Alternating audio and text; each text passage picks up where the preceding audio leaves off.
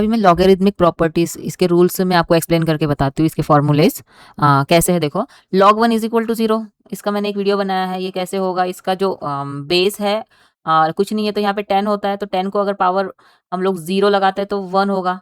ठीक है, जो पावर होगा यही पे आएगा 0, तो log 1 इज इक्वल टू 0। अभी ये क्या है, नेचुरल लॉगरिथमिक नेचुरल है ये।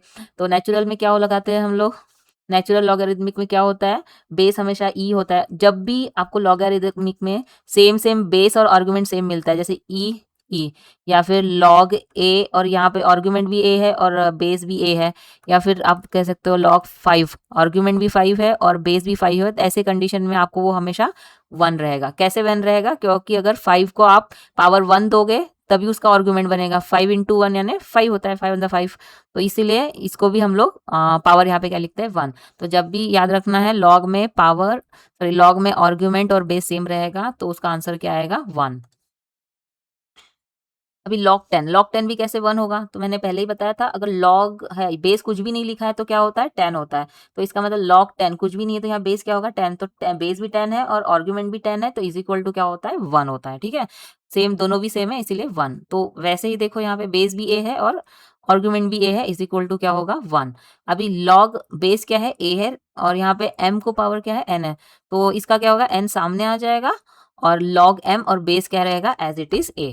ठीक है, तो अभी देखो, ये आ गया log of m by n, तो यहाँ पे m बाय n में क्या आएगा, देखो m minus N, log m minus log n होगा, ऊपर के साथ और नीचे के साथ भी। और बस यहाँ पे बेस क्या दिया है, वो दोनों का सेम है, तो यहाँ पे भी a लगेगा और यहाँ पे भी a लगेगा। अब यहाँ पे देखो, लॉग बेस क्या दिया है, n, और यहाँ पे आर्गुमेंट क्या है, m। तो इसको आप पढ़ते समय ऐसे भी पढ़ सकते हो, log m with base n। ठीक है, log m with base n। तो इसको कैसे लिखोगे आप फॉर्मूले में, तो पहले log m और log m आएगा, फिर अपॉन log n। ठीक है, तो अभी यहाँ पे देखो, log b विथ बेस क्या है, a है, into log a with base क्या है, b है। तो देखो, यहाँ पे कभी भी से रिवर्स अगर आपको आर्गुमेंट और बेस दिख रहा है तो उसकी वैल्यू क्या होती है, 1। यहाँ पे बेस क्या है, a है, और आर्गुमेंट क्या है, b है, और वहीं यहाँ पे बेस क्या है, b है, और आर्गुमेंट क्या है, a है, तो इसकी वैल्यू क्या होगी, 1। अब एक बार इसको सॉल्व करके भी देख लेते हैं कैसे 1 आया, इसका आंसर 1 कैसे आया। देखो, इसका क्या, इसका मतलब ये है, log m और बेस क्या है, n, तो इसको इस तरह से लिख लेंगे, पहले log b बेस a है। तो सबसे पहले कैसे लिखोगे, देखो इसको, log b upon log a into log a upon log b। तो हमने ये वाला फॉर्मूला यहाँ अप्लाई किया। ठीक है, तो इज इक्वल टू, ये देखो यहाँ पे डिनोमिनेटर का log b और न्यूमरेटर का कैंसिल कैंसिल हो जाएगा, तो बचेगा क्या, यहाँ पे कुछ नहीं, 1। तो ये फॉर्मूले से हमें ये मिला है। ठीक है, और अभी देखो यहाँ पे ये वाला कैसा रहेगा, 9th वाला। अभी यहाँ पे क्या, बेस में क्या है, x है, ये भी सेम है, आर्ग्यूमेंट का बेस भी सेम है, सॉरी, आर्ग्यूमेंट का बेस भी सेम है और पावर का बेस भी सेम है, तो आप क्या लिखोगे, b बाय a, यानी आर्ग्यूमेंट के पावर पावर अपॉन बेस का जो पावर है वो लिखोगे। इसको कैसे कैसे करोगे, देखो फॉर एग्जाम्पल, यहाँ पे है, यहाँ पे मैंने आर्गुमेंट लिखा है 2। ठीक है, और यहाँ पे है क्यूब, इसका पावर क्या दिया है मैंने, क्यूब। ठीक है, और यहाँ पे बेस भी क्या है, 2 ही है, यहाँ पे x है, तो यहाँ पे भी सपोज सेम सेम, और इसका पावर है 2। ठीक है, तो अभी आप इसको कैसे लिखोगे, 3/2, 3/2, यानी बेस सेम है दोनों, आर्गुमेंट का भी बेस सेम है और बेस का भी बेस सेम है, तो आप कैसे लिखोगे, उसके पावर का डिवाइड करोगे, b अपॉन a। और उसके बाद देखो, log b with base a is equal to x। अब कोई भी है यहाँ पे, एक कोई भी रियल नंबर है और उसका बेस क्या है, a दिया हुआ है, और यहाँ पे b है, इज इक्वल टू क्या आएगा, x formula.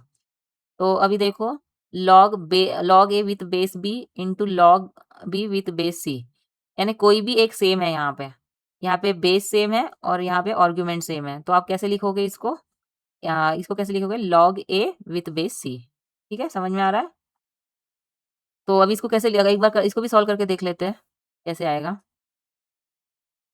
log a, for example मैंने यहाँ पे लिख दिया log 5। ठीक है, और मैंने यहाँ पे लिख दिया base 2 into is equal to, अभी यहाँ पे जो बेस है वही यहाँ पे आर्गुमेंट रहेगा। ठीक है, यहाँ पे देखो, यहाँ पे वैसा, यहाँ पे जो बेस दिया हुआ है यहाँ पे उसका आर्गुमेंट है, और उसके बाद में इसका यहाँ पे बेस क्या है, दूसरा रहेगा। तो ऐसे कंडीशन में आप क्या लिखोगे, बेस छोड़ द ये इसका बेस छोड़ दोगे, सेम छोड़ के log 5 और बेस क्या लिखोगे इसका 3। ये इस तरीके से, ठीक है? मैंने इसको सॉल्व करके बताया आपको। एक और फॉर्मूला था, अगर मल्टीप्लिकेशन में आता है log m इंटू n और यहाँ पे इसका बेस क्या दिया हुआ है a, ये आर्गुमेंट m इंटू n और ये बेस क्या दिया है a, तो इसका फॉर्मूला कैसा आएगा, बेस सेम रहेगा और m और मल्टीप्लिकेशन इसलिए इसीलिए प्लस साइन आ जाएगा, ठीक है? अगर आपको मेरा ये वीडियो समझ में आ रहा है तो मेरे इस वीडियो को लाइक शेयर और सब्सक्राइब करना ना भूलें। Thank you.